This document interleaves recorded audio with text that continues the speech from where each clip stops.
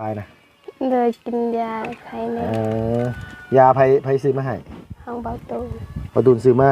เลยยาอย่างละยาลายแนวเลยหลายอย่างเลยอ๋อเพิ่นให้กินจักเวลากินเศร้าแล้วก็ช่วยแรงกินข้าวสวยแดงเลยฟันแปลงอยู่บ่แปลงฟันเป็นอยู่บ่อย่าบอกได้ว่าบ่ได้แปลงฟันหัวแล้วพี่น้องเอ้ยอะโตเป็นอย่างตอันใส่ยาแปลงฟันนี่มันโอเคบ่ล่ะตัวไหนเอาเวลาตัวใส่ยาแปลงฟันนี่ตัวโอเคบ่เลยโอเคใส่เป็นอยู่บ่ก็เป็นอยู่อย่าบอกได้ว่ายังแปลงซ่าอยู่ตอนนี้นะเอาแล้วแล้วเพิ่นเคยแปลงเอาทรายแปลงฟันบ่อยากคิดสภาพเลยว่ะมันสิแบบใดหั่นนะเวลาตัวเอาแปลงฟันแปลงน่ะมันเลือดออกใช่บ่เลยเลือดออกเลยก็เลยบ่อยากแปลงอยู่เลยแบบมันเศร้าเจ็บแขนแล้วก็แป้ง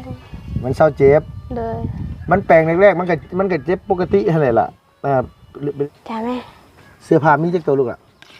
มีลายตัวอยู่มีหลายตัวแล้วเลยทั้งทิ้งแม่นเอามาให้เนาะเลยเพิ่นว่าเพิ่นสิซื้อไม้หยังบ่ลี่เพิ่นว่าเพิ่นไม่เครื่องเฮือนนี่บ่ล่ะเลย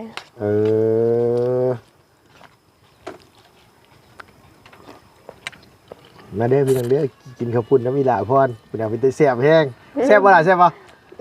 แซ่บเนาะแซ่บก็กินหลายๆตัวจะได้ใหญ่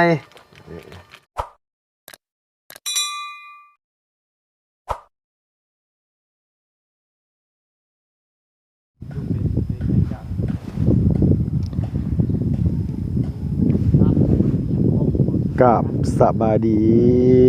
ดีและสวัสดีเด้อพ่อแม่พี่น้องเบิดสุขุสุคนระวังในและก็ต่างประเทศเนาะพี่เนาะที่เขามารับมาชมช่องของลุงเฮิบชาแนลคือเก่าคือเดิมพี่น้องเอ้ยเปิดคลิปมาพบมาพอกันเมื่อนี้ก็อยู่บ้านเทิมเมืองพารานไส้แขวงสวรรณเขตเปิดคลิปมาพบมาพอกันช่วงบรรยากาศตอนเช้าๆพี่น้องเอ้ยเนาะพอดีว่าเมื่อนี้ก็ลุงก็แวะเวียนมาเยี่ยมมายามทางน้องพรเนาะพี่เนาะพอดีว่าเดินทางลงมาเรียบร้อยแล้วพี่น้องมาฮอดแต่เมื่อคืนนี่เนาะพี่น้องเนาะลงมาแล้วบัดบ่ได้เติมน้ำมันพี่น้องเอ้ยว่าสิแล่นเมื่อบ้านเมื่อซ่องพุ่นแหละมาฮอดเซทมวกบ่แม่นพารานพี่น้องเอ้ยลืมมันใกล้ๆกันนอนอยู่เซทมวกเมื่อคืนนี่พี่น้องเนาะก็เลยตอนเช้าก็เลยขับรถเข้ามาเยี่ยมมายามมาถามมาไทยอีหลาบน้องพรเฮาเนาะพี่น้องเนาะความคืบหน้าของเรือนชั้นบ้านซองน้องเพิ่นไปฮอดขั้นตอนไหนแล้วพี่น้องเนาะเอาจังได๋ก็ทักทายสบายดีพี่น้อง FC เบิดสุขุสุคนเนาะพี่เนาะวัดหายสบายหูดังแล้วพี่น้องไอ้บาทที่นี่ก็ได้เนาะเมื่อคืนนี่คือสิเป็นวัดทางแม่น้องนี่เพิ่นบอกว่ากินยาใส่เลยเด้อพ่อเด้อบ่ซั่นว่าบ่ไล่ให้มันเป็นหยังเลยเด้อพี่น้องเอ้ยเอาง่ายๆซะเมียก็ได้ยันแต่ลูกแต่ผัวเจ็บเป็นเอ็นอุ่นเนาะจังซี่แหละพี่น้องไอ้ครอบครัวเป็นสิ่งที่สำคัญเด้อพี่น้องเด้อเอ้าผู้ใดไปไกลบ้านไกลเมืองก็ลูกเมียบ่ได้ไปนำโทรมาหาแน่พี่น้องเอ้ยฝากเงินฝากทองมาให้เพิ่นซื้อน้ำมันไทยหุดหน้าเด้อพี่น้องเด้อพี่น้องลาวเฮาไปทำการทำงานอยู่เมืองไทยฝากมาให้พ่อให้แม่พอได้ซื้อน้ำมูกน้ำมันไถให้ไถหน้าตกกาตกบุ้งเลยเนาะพี่น้องน้อยย่ามนี่เนาะเอ้าพี่น้องอยู่ต่างประเทศผู้ใหญ่ใจดีอีแม่อีพ่อเฮาอยู่ทางพุ่นก็ดูแลสุขภาพพานามัยเนาะพี่น้องเนาะมีโอกาสก็มาเยี่ยมบ้านเกิดเมืองนอนเฮาอยู่ทางประเทศลาวพี่ก็ถือว่าเป็นสิ่งที่ดีเนาะพี่น้องเอาจังได๋ขอบคุณหลายๆทั้งอีพ่ออีแม่ทั้งผู้ใหญ่ใจดีพี่น้องคนไทยคนลาวเฮาไปอยู่ต่างประเทศทำการทำงานอยู่พุ่นเนาะพี่น้องขอให้เจริญในหน้าที่การงานขอให้มีความสุขหลายๆอยู่ไสก็ขอให้ตลอดปลอดภัยเนาะเอาพี่น้องเอ้ยมีแต่ว่ามื้อนี้ก็เดินทางลงมากับบ่ได้2คนพี่น้องเนาะมาฮอดพี่ก็ช่วงเช้าๆเลยมื้อนี้พี่น้องเอ้ยพอดีว่าสิซื้อเสื้อมาให้ทางอีหล่าแถวเฮาบัดบ่อยู่ว่าออกสวนว่าซั่นว่า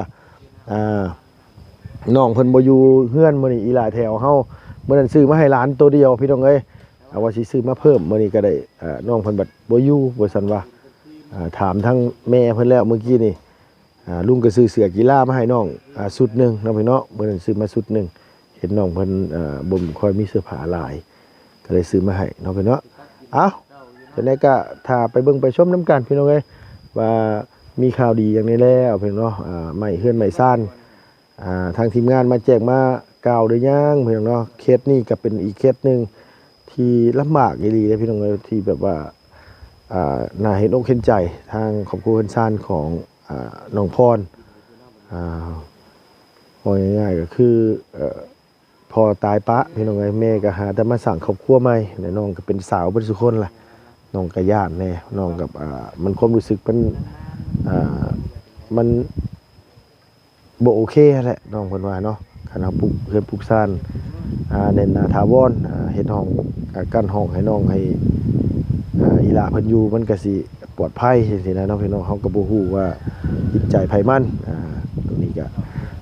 ระวังไว้ก็ดีคือกันแหละเนาะพี่เนาะเอ้าแนวใดก็ตามแต่คันเพิ่นดีนำคันเพิ่นคิดว่าเฮาเป็นลูกเป็นเต้าเพิ่นอันนี้ก็ถือว่าเป็นเรื่องดีเนาะพี่เนาะอันนี้ก็เพียงแต่ว่าถ้าเบิ่งถ้าชมนํกันว่าอีหลาเพิ่นสิประสบความสำเร็จบ่หรือเงิน1 ล้านผู้ใหญ่จะดีเพิ่นสิ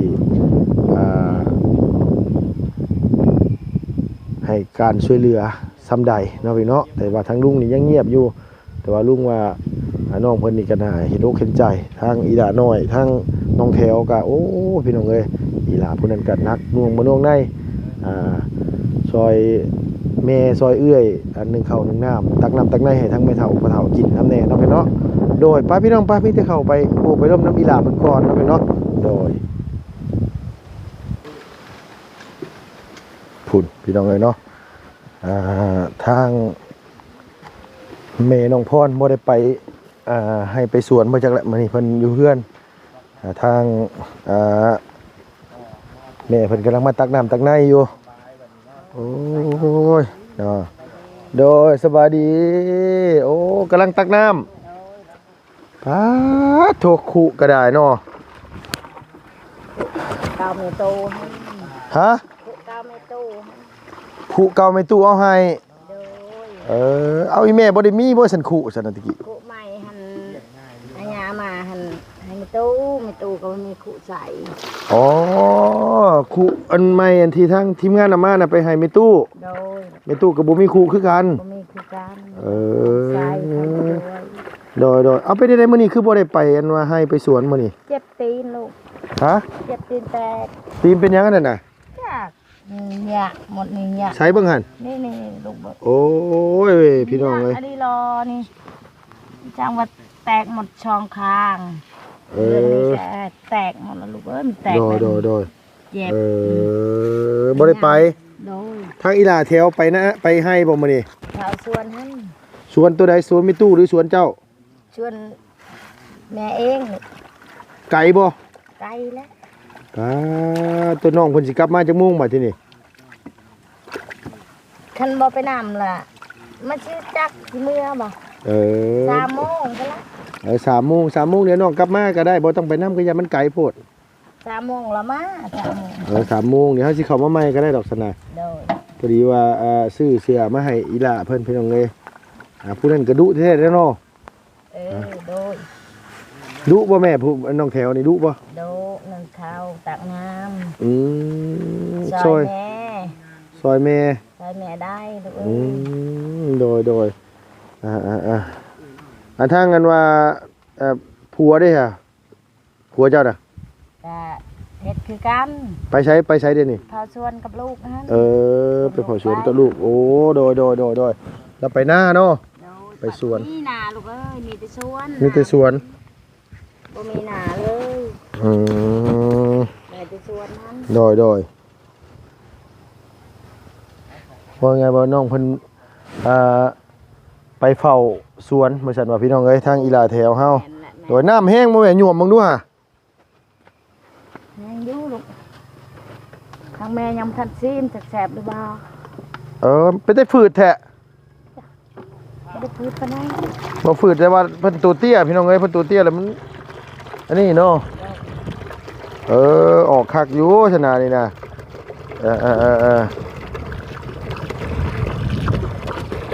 เอาเปลี่ยนเนาะ ตายแล้วทำนี้ลูกเอ้ย ฮะ บายแล้วน้ำมันก็แน่แล้ว คักแล้วเนาะ โดย เออ ตัดไก่ โดยบ่ได้ไปไกลแต่ว่าท่านนี่เฮ็ดออกแล้วบ่อันแม่ย่ามนี่เฮ็ดออกแล้วบ่ อ๋อกับบลายเด้อลูก ออกแต่มันบ่หลายเนาะ โดย อื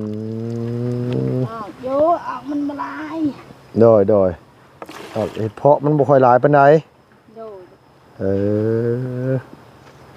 เจ้าอ่า ก็คือว่ามันบ่ได้ก็เป็นถ้วยเป็นตา ตะกี้นี่หลายอยู่เนาะเฮ็ดหยังแม่เฮ็ดเพาะบ่ส่วนหลาย เพราะนั่งเพราะพาย เฮ็ดเพาะหนังแล้วมันจังแซ่บเนาะ โดย เพาะฝ่ายนี่ก็บ่ปานใดเด้อพี่น้อง ต้ เอ้ อง ย ยังบ่แห้งต้องแห้งยำเล่นได้ โดยอ่าน้ำก็โอเคอยู่พี่น้องเอ้ยพอได้ใช้แต่ว่าน้ำบาดาลนี่ก็ชนหลายเขาก็บ่อยากให้กินแล้วน้ำบาดาลนี่ เป็นไม่ได้ลูก อ้าวเนี่ยมันเป็นนิ่วเป็นอันนี้แล้วมันทรายดินมันหลาย โดย ดินหลายทรายมันหลายพวกแล้วมันสิเฮ็ดให้เฮานิ่วเป็นนิ่วมาไขลังเป็นนิ่วพวกนี้แหละ โดย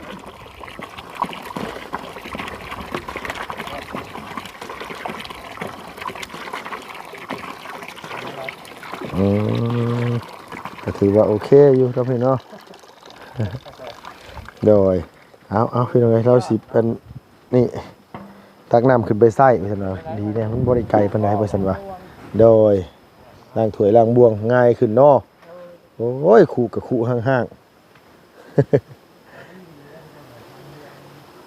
โอ้ยขาดซะเนาะ แล้วตกใจตีน เออไปพี่น้องเอ้ยโดยเนาะไปพี่น้องเอ้ยเนาะเมื่อกี้ก็ไปเบิ่งน้ำเบิ่งในแม่เพิ่นนั้นว่าสูบน้ำขึ้นไปล้างถ้วยล้างบ่วงมาซั่นว่าข่อยว่าแล้วคันทีมงานเข้ามานี่มักม่วงก็ยังบ่เหลือพี่น้องเอ้ยมาบัดนี้เห็นแต่ต้นใบเขียวจุนพูนบาดที่นี่ตอนแรกหมากขาวจุนพูนอยู่พี่น้องเนาะมาบ่ได้กี่มื้อพี่น้องเกี้ยงบินลินเอ้ยวาสนาผู้ค้าขึ้นไปเซโปนบ่ฮอด 3-4 มื้อกลับมาเบิดเลยบัดนี้เนาะผาเฮือนผาซ่านก็โอ้กระแตะกระตาดก็ห่างเบิดแหละบ่แม่นน้องๆเพิ่นอันดึงไปอ้อยไฟเบิดประจักอันนี้พี่น้องเอ้ยเนาะโอ้คือสิอยู่เบิดสุคนอยู่ดอกเบิ่งแน่เกือบก็ได้มีทั้งสีบัวสีขาวโอ้ยเป็นตาดูตนซาดเนาะยามฝนตกมาสิอยู่ไสล่ะบัดทีนี้พี่น้องเอ้ยเพื่อนอีหล่าเพิ่นขึ้นเรื่อยนี่ก็ฮักสละอันนี้ก็ได้ผู้ไผหญ้าก็บ่มีโอ้ฮอนแดดได้เนาะเฮ้ยเนาะป้าโอ้ไปหาเห็ดบ่นางไปหาเห็ดบ่ลูกโอ้ยโดยหามาหลายๆเด้อ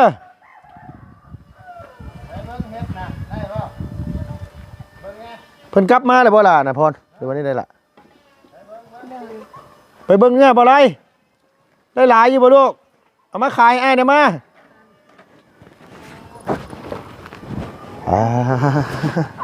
โธ่ ได้เลยเดินปอก ฮ้อนแท้เฮ้ยมานั่งตากแดดอยู่นี่ว่ะที่นี่พี่น้องเอ้ยโอ้ยพรมีลาฝนตกมาตัวสิอยู่จังได๋ล่ะนางอันนี้น่ะ อยู่แบบนี้ ฮะ อยู่แบบนี้อยู่แบบนี้แหละมันคือดีอยู่แจ๋คักแต่ฮือ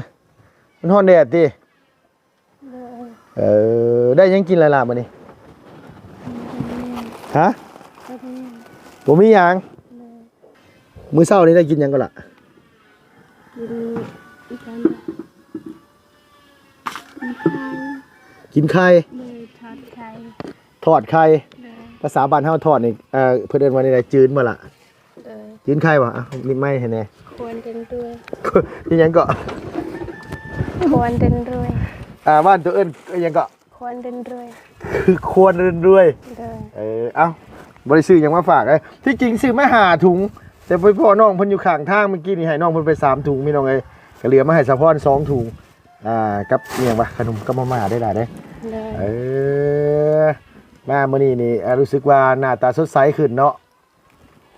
ฮะเศร้าเลยว่าบ่สบายนะ เลยกินยาไข่เนี่ย ยาไผซื้อมาให้ ห้องเบาตู ประตูซื้อมา โดย ยาอหย่างละ ยาลายหนึ่งเลย หลายอย่าง โดย อ๋อเพิ่นให้กินจักเวลา กินเช้าแล้วก็ช่วยแรง กินข้าวสวยแดง โดย ฟันแปลงอยู่บ่แปลงฟันเป็นอยู่บ่อย่าบอกได้ว่าบ่ได้แปลงฟัน หัวแล้วพี่น้องเอ้ยอะตัวเป็นอย่างตัวอันใส่ยาแปลงฟันนี่มันบ่โอเคบ่ล่ะ ตัวไหน เอาเวลาตัวใส่ยาแปลงฟันนี่ตัวโอเคบ่ เลยโอเคอยู่ ใส่เป็นอยู่บ่ ก็เป็นอยู่ อย่าบอกได้ว่ายังแปลงทรายอยู่ตอนนี้นะเอาแล้วแล้วเพิ่นเคยแปลงเอาทรายแปลงฟันบ่อยากคิดสภาพเลยว่ะว่ามันสิแบบใดหั่นนะเวลาตัวเอาแปลงฟันแปลงน่ะมันเลือดออกใช่บ่ เลย เลือดออก เลย ก็เลยบ่อยากแปลง แป้งอยู่ แปลงอยู่ เลย แบบ อ มันเช้าเจ็บแขนแล้วก็แป้ง มันเศร้าเจ็บ เลย มันแปลงแรกๆมันก็เจ็บปกติหั่นแหละล่ะ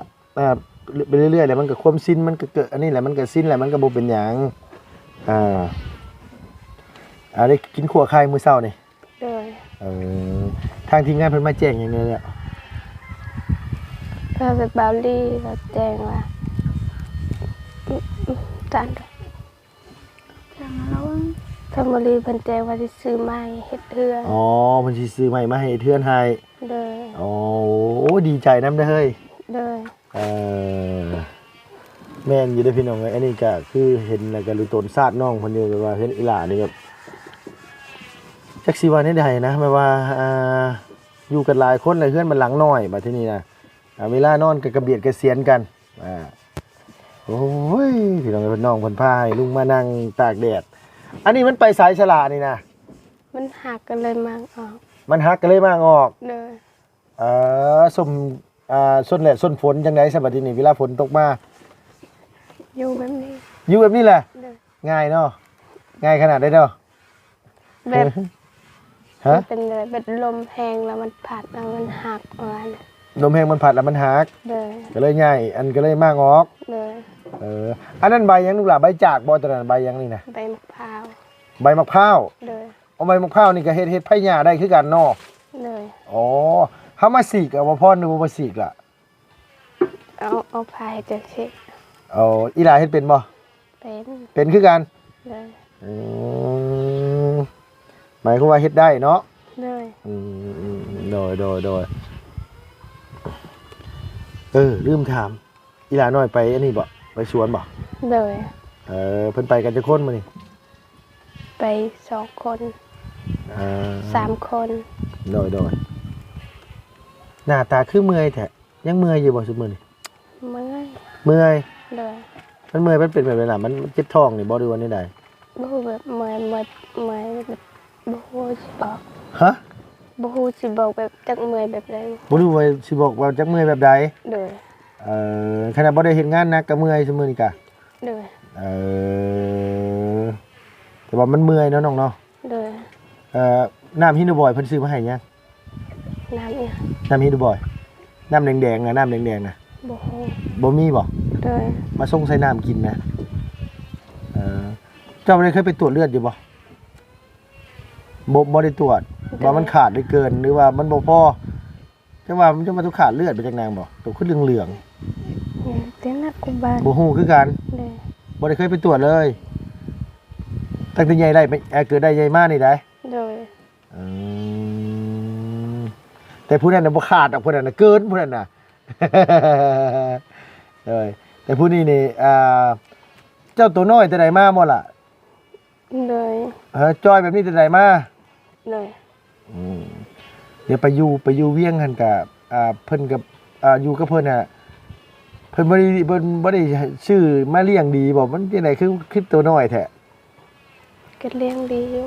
ก็เลี้ยงดีอยู่ เลย แต่ว่าเฮาบ่อ้วน เลย เบ่งเอาจักครึ่งนี่กว่าไปเอาน้ำจักครึ่งนี่นี่ ถ้าเอาได้เอา เอาได้เอาบ่ เลย อยากตุ้ยบ่เฮ้ย เลย ตุ้ยแบบลุงนี่แบบจังได๋แบบตุ้ยแบบนี้เป็นแต่สร้างหรือเป็นแต่แพง อยากได้นะ ฮะ ว่าอยากได้ความอ้วน อยากได้ความอ้วน เลย คันตุ้ยๆแน่กะเบิ่งกะอันนี้เนาะ ว่าไงก็คือน้องเพิ่นว่าไงแบบจังไดนะพี่น้องเอ้ยแบบว่าอีหลาเพิ่นก็ย้อนว่าเกิดมาครอบครัวมีเนี่ยเฮากินอาหารมันบ่ได้เพียงพอใช่ไหมแบบว่าหรือว่าสารอาหารมันบ่ได้ครบหมู่มันก็เลยแบบว่าเฮ็ดให้น้องตัวน้อยก็เป็นน้ำเนื้อน้ำหนังคนแหละพ่อตัวคนจอยหรือคนตุ้ยล่ะ คนจอย พ่อเจ้านะ เลย พ่อเนี่ยเป็นคนจอยคือกัน เลย อาชีพเนี่ยพอมากก็ได้นะพี่น้องไว้นี่นะเอากิน เลยขอบใจหลายๆเด้อ โดย ให้ร่ำรวยสุขภาพแข็งแรงความเจ็บจะได้ความไข่ยาจะมีเด้อสาธุ สาธุอีหลาน้อยเพิ่นบ่อยู่พี่น้องเอ้ยแกะอีกเลยเพิ่นอยากจะกินเลยพรแดดนะพรเนาะ cái gì em vậy พี่น้องเอ้ยบ่ได้คันมักกินสินี่ในใจนี่เพราะอยากชวนออกไปกินอยู่พะลานพุ่นพี่น้องเอ้ยอยากยังกินโลด cái tôm mai lên luôn บ่พรบ่ได้ไปเมืองพะลานแต่หึงเลยบ่ได้ไปแต่หึง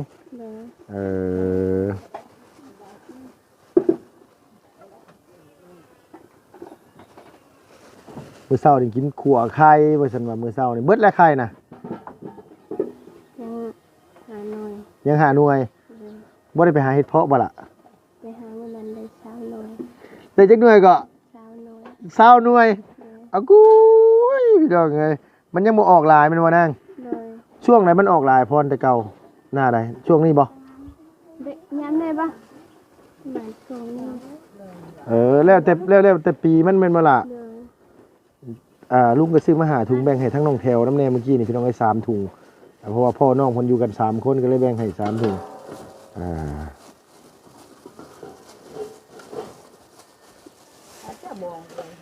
แต่ต้องเลย คุณบวงไว้กันนี้ไปแจ้ฟ้าผู้คักขนาดเลยเนาะ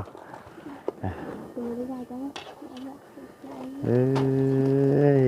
กินได้หลายได้นั่งเด้เขาบอลี่เข้ามาอยู่เมื่อวานนี่ เลย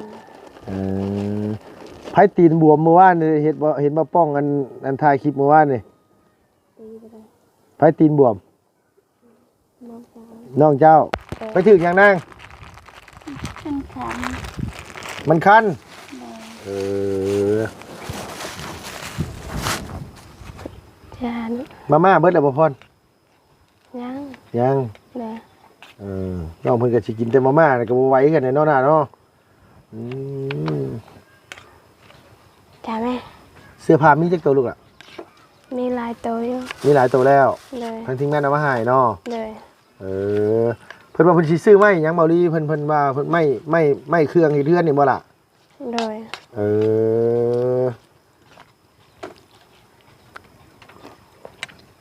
มาเด้อพี่น้องเด้อกินข้าวปุ้นน้ำอีหล่าพรพี่น้องเป็นตาแซ่บแฮงแซ่บบ่ล่ะแซ่บบ่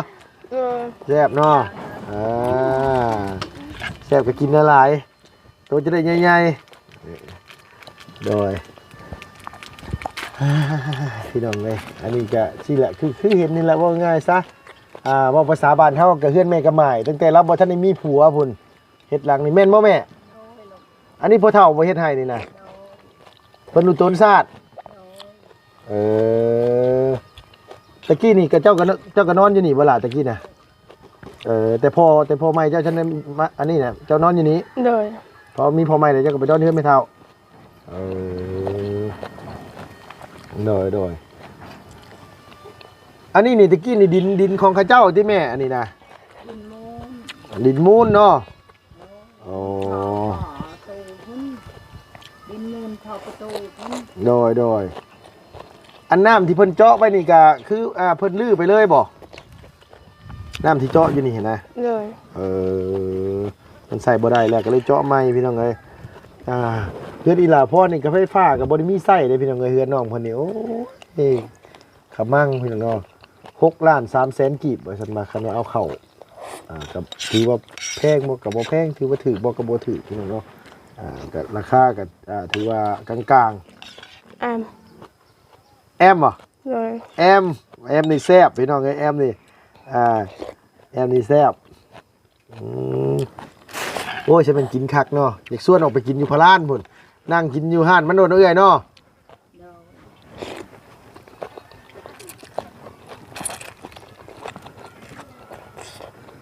เดี๋ยวคันมานั่นเดี๋ยวลุงสิซื้อเฮบูวิทมาให้กินเด้อล่ะเด้อ โดย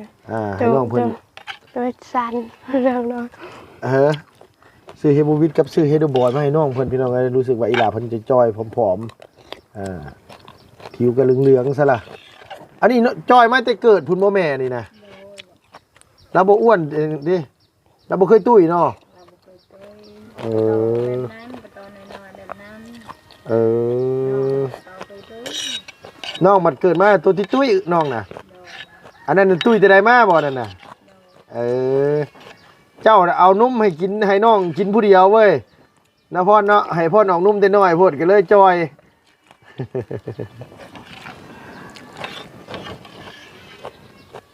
ทางบริเพิ่นมาแจ้งข่าวดีน้องแล้วพี่น้องเอ้ยนำมีแต่ว่าผู้ใหญ่ใจดีทั้งใดเพิ่นอยากสมทบซอยกันกับน้องเพิ่นเฮ็ดให้ซ่านให้อีหลาเพิ่นก็ยินดีเด้อเพิ่นเด้อขอให้น้องเพิ่นได้เฮ็ดได้ซ่านใหม่แน่หลังเก่านี่ก็มันคือเห็นนี่แหละว่าง่ายซะฝนตกมากก็หัวอยู่บ่พรว้ายอย่าพาเว้าพรมากินก่อน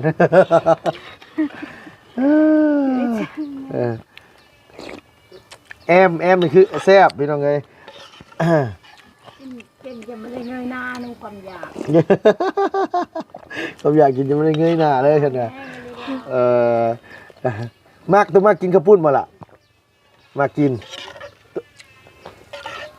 ให้น้องเพิ่นกินแล้วก่อนพี่น้องเอ้ย โอ้ยสดนะ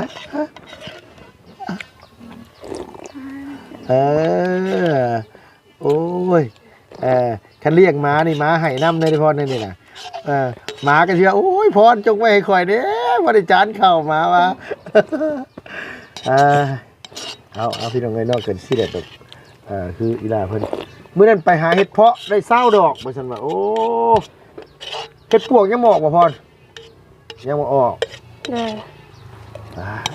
เหลื่อมครับเหลื่อมแน่พอแล้วพ่อพรลุงขออย่าถามอีหลากินอีหลามักกินอย่างแบบว่าตัวมักไอ้ดีนั่นแหละแบบที่เจ้าอยากกินนะพร กินอย่างก็ได้ กินยังก็ได้กินยังก็ได้เวิร์ดเนาะพรตัวกินงูป่ะพร งูกิน งูก็กินโอ้ยยะหมาเลยเฮ้ยมาก็กินอู้มีอย่างที่ตัวมึงกินแทบจะบ่มีเลยเนาะกินได้ทุกอย่างนั่นแหละเนาะไอ้สิแหละพี่น้องเอ้ยคือหนึ่งมาแหละมันบ่มีกินแหละทุกอย่างนะไม่ได้เลือกอาหารกินได้เบิดขอว่าจะมันอิ่มนั่นแหละเนาะกินได้เบิดขอใจว่าอิ่มหมูกระทะนี่เคยกินน้ำเขาจักเทื่ออยู่บ่ลูกล่ะเคยได้กินบ่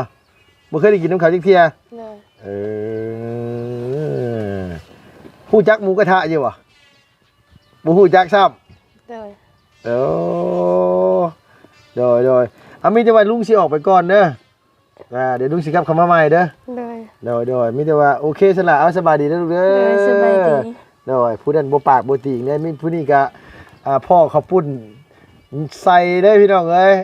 โอเคเอาไม่ให้พ่อลุงในลูกหลานมาแต่ว่ารู้สึกว่าผิวพรรณน้องเพิ่นไข้ขึ้นกว่าเก่าพี่น้องเอ้ยรู้สึกว่าบวมขึ้นน้อยนึงหน้าตาก็สดใสขึ้นน้อยนึงคันแบบว่าคันกินอาหารได้หลายกว่านี้ก็น่าจะโอเคขึ้นกว่านี้บ่ตูนมันซื้อยามาให้เนาะล่ะเนาะแต่กินแล้วคือว่าโอเคขึ้นเนาะบ่ได้เจ็บแล้วว่าบัดนี้บ่ค่อยเจ็บน้องเพิ่นสุขภาพบ่ค่อยดีพี่น้องเอ้ยว่าทางภายในน้องแบบว่ามันอาจสิเกี่ยวกับภายในหั่นแหละแต่มันเฮ็ดให้น้องเจ็บแล้วมันเฮ็ดให้สุขภาพบ่ดีบ่แข็งแรงแล้วมันเฮ็ดให้เฮาตัวน้อยจอยๆลงโอเคยินดีนำเด้อเด้อสิได้ไม้ได้ตอกไม้เรือนซ่านไม้พี่น้องเอ้ยหวังว่ามันสิได้เฮือนงามๆนั่นล่ะเนาะได้เฮือนงามๆแล้วก็สิสบายใจดอกพี่น้องเอ้ยตอนนั้นกับน้องน้ำพี่น้องเอ้ยที่แบบว่าอันนี้ระวังนะย่างไปย่างมาโลมลงนี่ก็แห้งคักเลยนี่นะขาหักมันว่านี่ย่างหักซ้ำหักมือว่านี่เลยนี่นะโอ้ยอย่าให้เบาลี่ขึ้นเรื่อยเด้อเบาลี่ขึ้นเรื่อยนี่พอแห้งได้นี่นะมันเหยียบไปเหยียบมานี่มันมีอยู่2คนนะที่เห็ดให้มันหักได้นะมีลุงกับเบาลี่นั่นแหละโดยพากระจาดนี่กับพุ่นนะพี่น้องเนาะป้าโธ่หมุนเมื่อไหร่ฝนตกมาสิอยู่จังได้อันนี้นะกับอีกอย่างพี่น้องเนาะอันน้องเพิ่นน่ะ กินน้ำแน่พี่น้องไอ้น้ำมันบ่ค่อยสะอาดปานใดน้ำมันแบบน้ำแบบมันเป็นน้ำแดงๆนะพี่น้องเนาะเพื่อนอีหล่าเพิ่นนี่ก็เซ่เลยพี่น้องเอ้ยเซ่ลงทางใต้พู้เอ้าน้องพี่น้องจังได๋ลุงกกราบขอบคุญขอบคุณขอบมุกขอบใจหลายๆเด้อพี่น้องผู้ใหญ่ใจดี FC บัดสุขุสุคนที่เข้ามารับมาชมช่องลุงเฮิม Channel คือเก่าคือเดิมขอให้อยู่ดีมีแห้งพี่น้องเนาะจังได๋ก็ขอให้บุญกุศลพี่น้องผู้ใหญ่ใจดีเฮ็ดทำไปปกปักรักษาคุ้มครองให้ชีวิตราบรื่นเหตุการณ์เหตุงานขอให้ร่ำให้รวยเนาะสำหรับคลิปนี้ไปแล้วพี่น้องบ๊ายบายสบายดีเด้อพี่น้องเด้อ